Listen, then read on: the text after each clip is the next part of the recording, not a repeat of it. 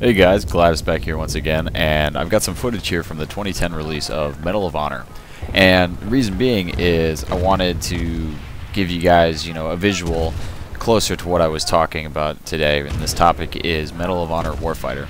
So I rented the Medal of Honor again and went back and played it, and it still feels like it's not meant for multiplayer.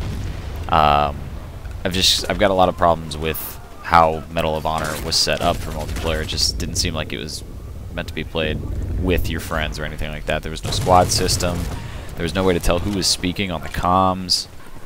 It was just there were a lot of problems. So going back and playing it wasn't that much of a enjoyment. It wasn't a pleasurable experience. But I'm here to talk about Medal of Honor Warfighter. So now that that's out of the way, we're looking at a release date of October 23rd. And they've expanded on the game, so it seems like they've addressed some of the problems that I've spoken about, but we've also been given a batch of new problems. So we've got 6 classes to start us off here. We've got Pointman, Assault, Demolition, Heavy Gunner, Sniper, and Special Ops. Now I don't know exactly the details on all of these classes. I think they've actually been pretty quiet on a lot of things that I would like to know, but these are the details I have so far. We've got more weapons. We've got class-specific weapons as well as weapons that'll carry over into other classes.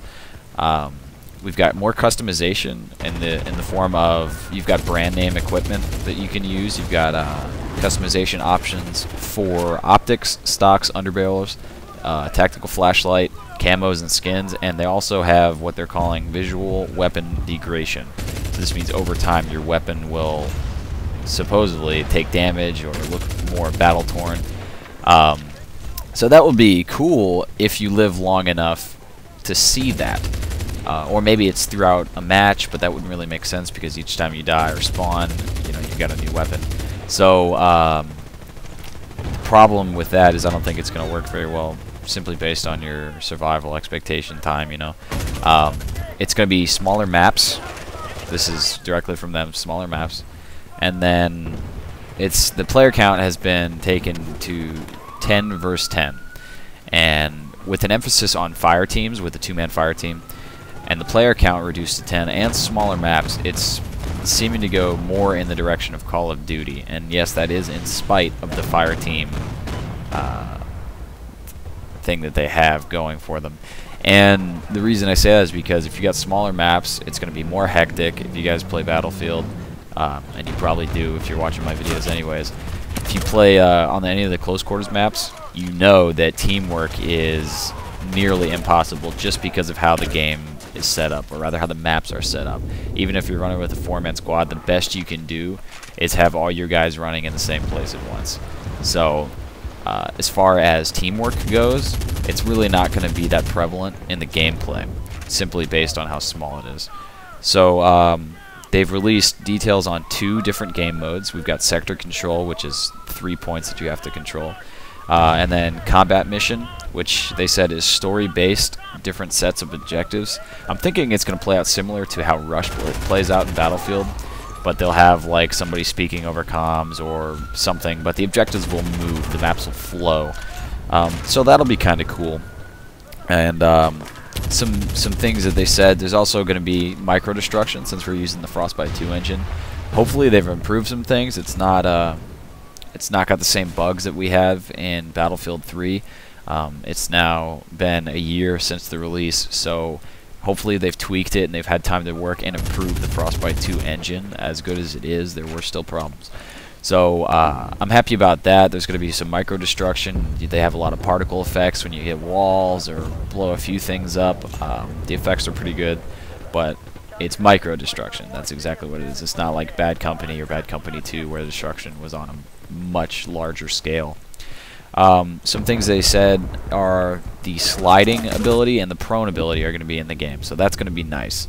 I remember playing Bad Company and I couldn't reason, why would they not let you go prone? That doesn't make any sense to me in a war game, an action or a fighting game, that you wouldn't be able to, prone and take cover. Didn't make any sense to me at all, and a lot of other people too. So it's nice that they're giving us that ability. With the fire team, they're calling them fire team buddies. Just the moniker they've given it kind of annoys me, just calling them buddies. I don't know why, just something about how just reading about it, and they're like, yeah, you can spawn on your buddy, you can give your buddy ammo, and I'm just like, what if he's not my buddy? What if he's a random guy? What if I don't like him? What if he's a bastard, you know? Just small little gripes here and there. Score chains are back, which is just kill streaks. It's the same thing as Call of Duty. Again, I don't approve.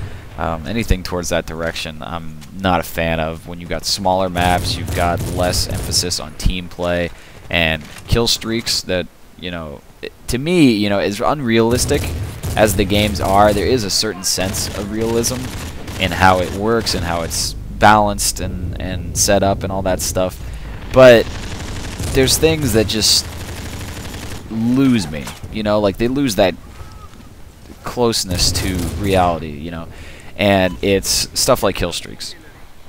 You know, just getting 3 kills and being able to call in a rocket strike or something along those lines is just ridiculous to me, and it's just unbalanced as far as I'm concerned.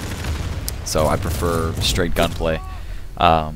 Battlefield is obviously the best thing to go to for that, but I'm still trying to get excited for this, and I know a lot of you are holding back and you're feeling reserved just like I am.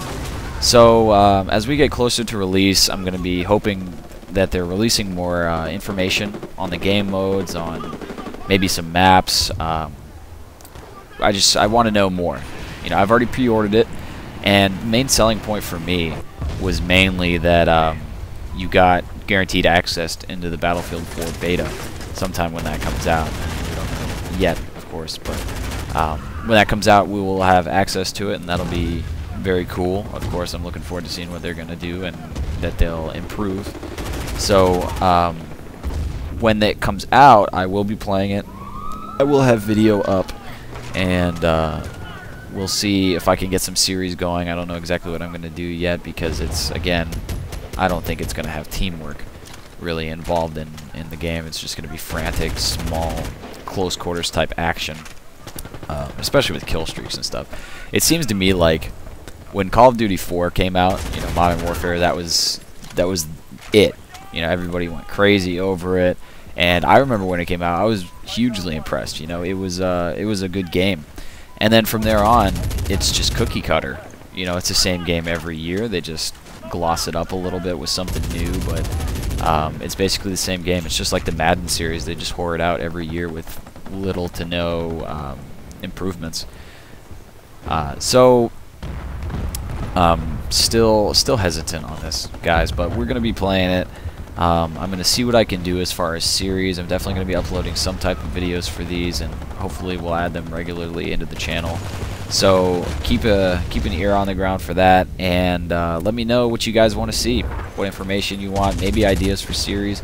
You guys help me out, because as much as this is my channel, I want this to be your channel as well. I'm always big on interaction with the community, so make sure you guys add us on Facebook, subscribe, and I'll see you guys on the battlefield.